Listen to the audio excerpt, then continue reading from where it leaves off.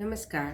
मैं डॉक्टर मनीषा चोरडिया, राजकीय स्नातकोत्तर महाविद्यालय प्रतापगढ़ में हिंदी के एसोसिएट प्रोफेसर और कार्यवाहक प्राचार्य हूँ। आज हम रसखान के पदों की व्याख्या करेंगे। मानुष्य हो तो वही रस खानी, बसो ब्रज गोकुल गाँव के ग्वारन। जो पशु हो तो कहा बस मेरो, चढ़ो नित मंद की धेनु मजारन।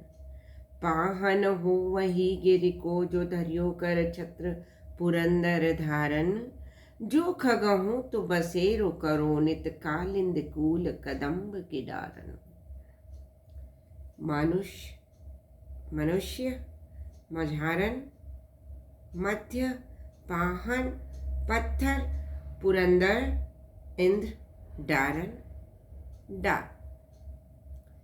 प्रस्तुत पंक्तियों में रसखान कह रहे हैं कि यदि मुझे अगले जन्म में यदि मनुष्य रूप में जन्म लूं तो मेरी इच्छा है कि मैं वही मनुष्य बनूं जिसे गोकुल अर्थात ब्रज के ग्वालों के साथ बसने अर्थात रहने का अवसर मिले। पशु रूप में मेरा जन्म होता है तो उसमें मेरा कोई वश नहीं, क्योंकि यह सब कुछ ईश्वर के अधीन है।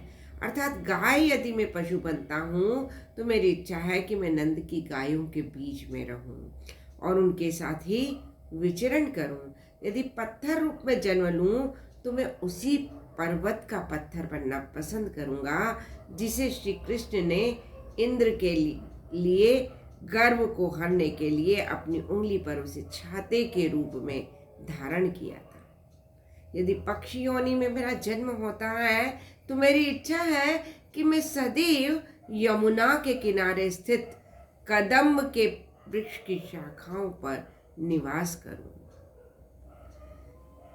खास बात यहाँ श्री कृष्ण के सामीप्य लाभ प्राप्त करने की अभिलाषा व्यक्त की गई है।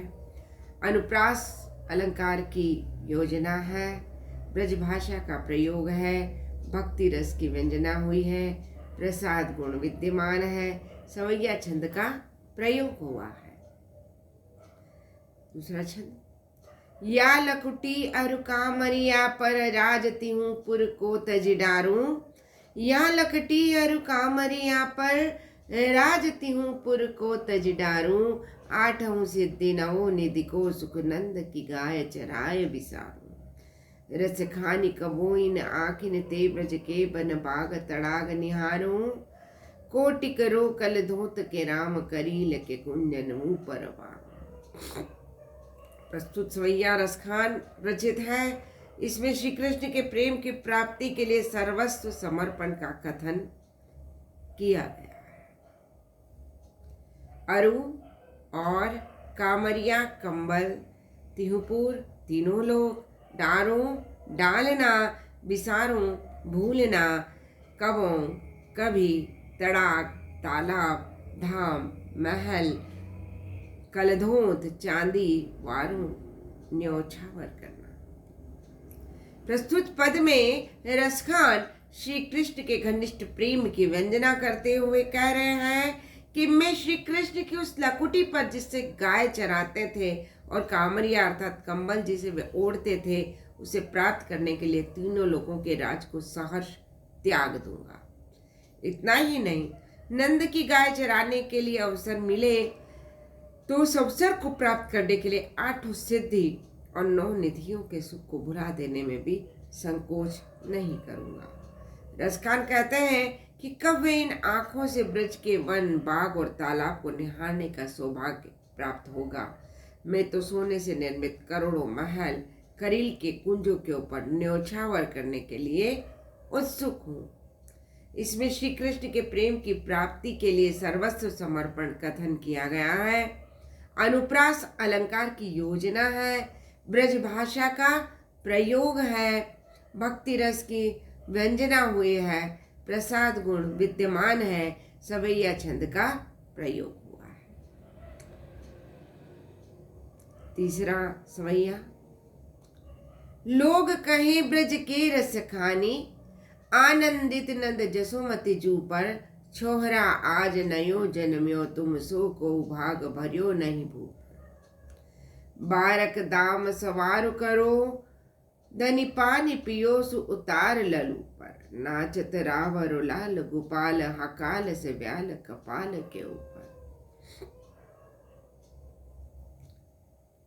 प्रस्तुत सवैया रसखान द्वारा ही रचित है। इसमें नंद व यशोदा के सौभाग्य का वर्णन करते हुए श्री कृष्ण के अद्भुत स्वरूप का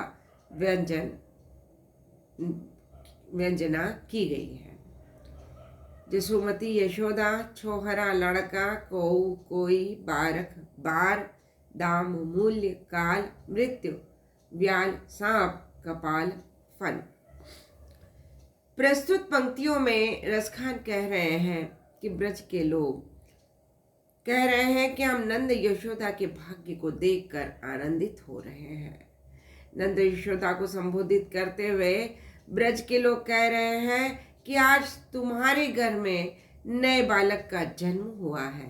तुम्हारे जैसा भाग्यशाली इस संसार में दूसरा कोई नहीं है।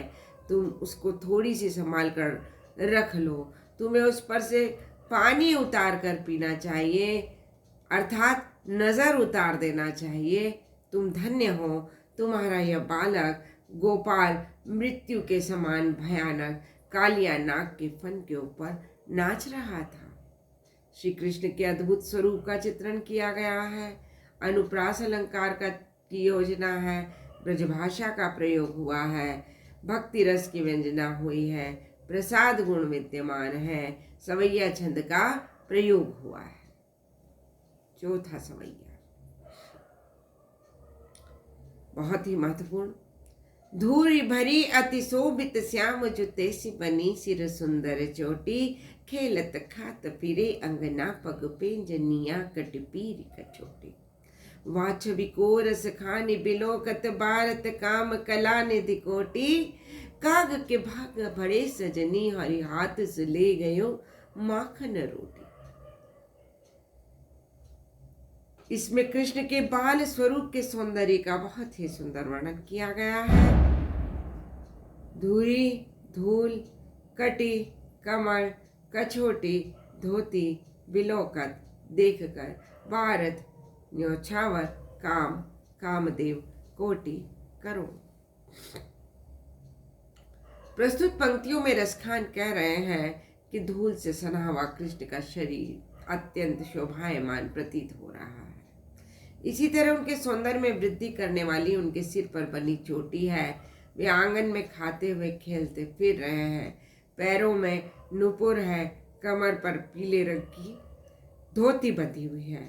रसखान कहते हैं कि श्री कृष्ण की इस अनुपम छवि को देखकर कामदेव भी अपनी स्वयं की करोड़ों कलाओं को छोड़कर न्योछावर कर देना चाहते हैं। कवि कहते हैं कि हे सजनी, कौवे के भाग हमसे भी बड़े हैं, जो खेलते हुए श्री कृष्ण के हाथों से मक्खन और रोटी लेकर उड़ गया है। श्री कृष्ण के बाल स्वरूप के सौंदर्य का वर्णन किया गया है। अनुप्रास अलंकार की योजना है। ब्रजभाषा का प्रयोग हुआ है। भक्ति रस की व्यंजना की गई है। प्रसाद गुण विद्यमान है। सवैया छंद का प्रयोग हुआ है।